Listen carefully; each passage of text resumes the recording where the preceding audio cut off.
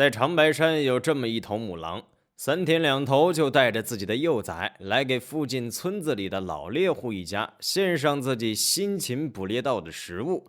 这究竟是怎么一回事呢？这里是万物灵，欢迎关注熊探长，带你探索有灵万物。长白山的冬天来得早，每年基本上10月份就要大雪封山了。在老一辈人生活的年月里，生活条件不像现在这么好，就算再偏远的地区也有暖气和蔬菜供应。那时条件艰苦，所以人们得像松鼠一样囤足过冬的粮食。而这里有几户人家，自古以来就是以打猎为生，传到上个世纪末，只剩下最后一代猎人了。其中有一位老猎人，虽说是身经百战，但是想要一家人在冬天不饿肚子，最重要的还是勤劳。用他自己的话说，就是老天爷赏饭吃。这天正午过后，太阳难得出来放晴，阳光照射在雪地上闪闪发光。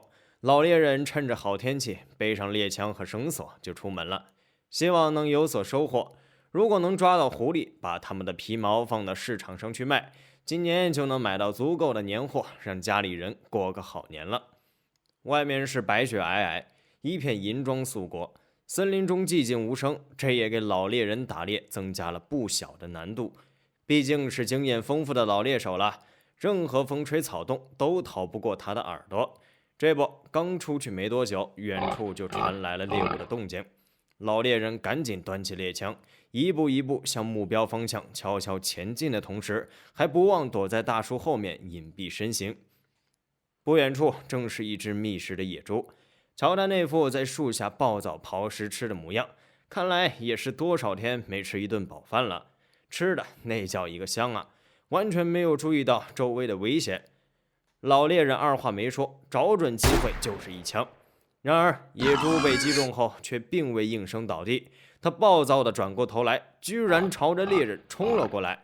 老猎人再次扑枪爆射，子弹刚好从脖颈穿过，野猪突然滑倒，在雪地上哼唧2声便没了动静。老猎人这下高兴了，一边用绳子将野猪麻利地捆好，一边兴奋地想着，这下好了，俺们今年可以过个好年了。于是便拖着大野猪深一脚浅一脚地往家里走。他这一高兴，可就忘了一点，野猪死亡的腥臭味很容易招来狼群的围攻，更何况狼本来就是嗅觉灵敏的动物。果然，老猎人走了没多远，一头毛发通体灰白的狼突然出现在他面前。在野外独自一人最怕遇到狼，因为一头狼附近往往跟随着其他同伴。老猎人有些慌张地向灰狼的四周望去，似乎没有其他野狼出没的痕迹。可是对付一头狼也不简单，后退吧，来不及了；往前走吧，这狼要是扑上来呢，不说自己的小命保不保得住吧，至少也是一场恶战。拿枪吧，这背着野猪呢。等我放下野猪拿枪了，这狼估计也扑上来了。吓坏了的老猎人既没有放下野猪，也没有拿起猎枪，居然就这样和野狼对视了许久。这狼也没有要进攻的意思，这到底是咋回事呢？突然，这头灰狼朝着老猎人嚎叫了几声，然后扭头就跑。老猎人先是一愣，灰狼跑了2步，见老猎人还在原地，又叫了2声。老猎人总算明白了，这是叫他跟着去呢。跟还是不跟？这要是跟去，万一掉进了狼群的包围圈可咋办？不管了，跟去看看吧，万一有什么危险，这不还拿着猎枪呢吗？老猎人跟在灰狼身后，仍旧拖着大野猪。没过多久，就来到松树林里的一块土包前，定睛一看，土包下面是一个狼窝。老猎人这下就明白了，原来这是只带娃的母狼。公狼不在巢穴，很可能在外遭遇了不幸。母狼身后的几只小狼崽也是昏昏欲睡，却又突然抽搐一下，惊醒过来，发出呜呜的声音。老猎人看了看小狼崽，又瞥了一眼母狼后腿上鲜红的伤疤。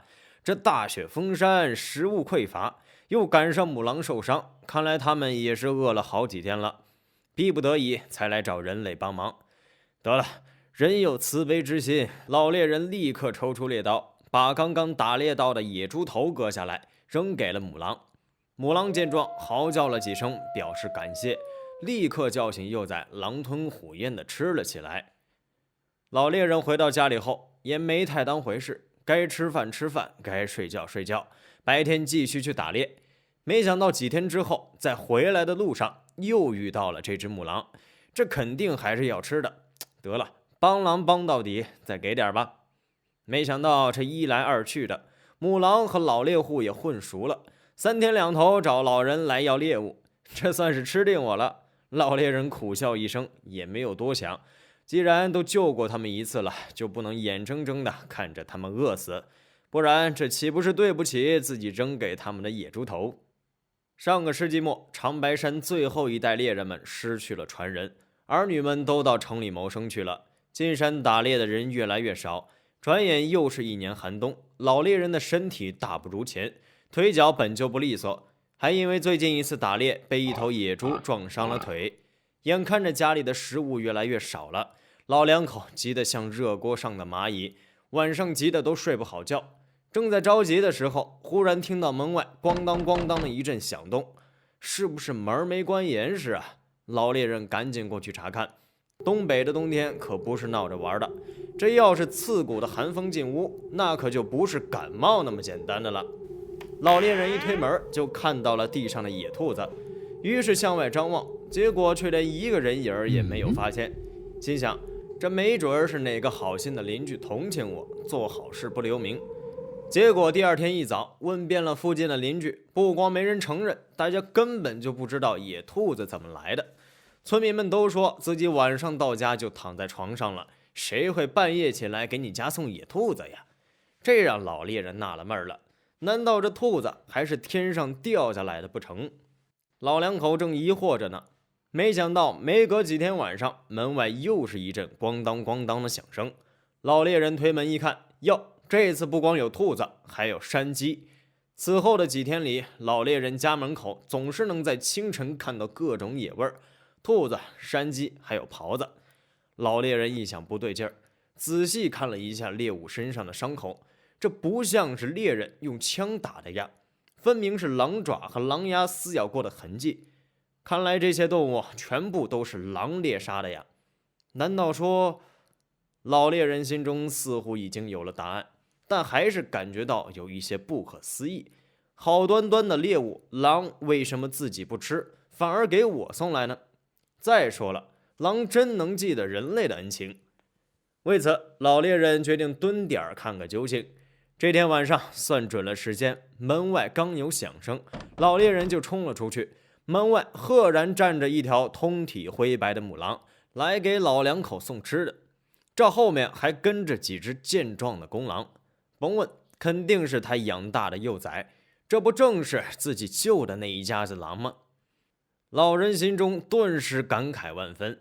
都说这野狼性情残暴，没想到居然也懂得感恩。母狼看见他，也没过多的停留，放下食物，嚎叫了一声，就带着自己的幼崽离开了。从此以后，每当傍晚来临的时候，只要听到狼叫，老猎人准知道这群狼来给自己送野味了。都说万物有灵，这话一点不假，尤其是对于最重视家庭和血缘关系的狼而言，他们的情感或许比大自然的大多数动物都要丰富。非常感谢您看完本期万物灵，欢迎点赞、评论、加关注，您的关注是熊探长探秘的最大动力。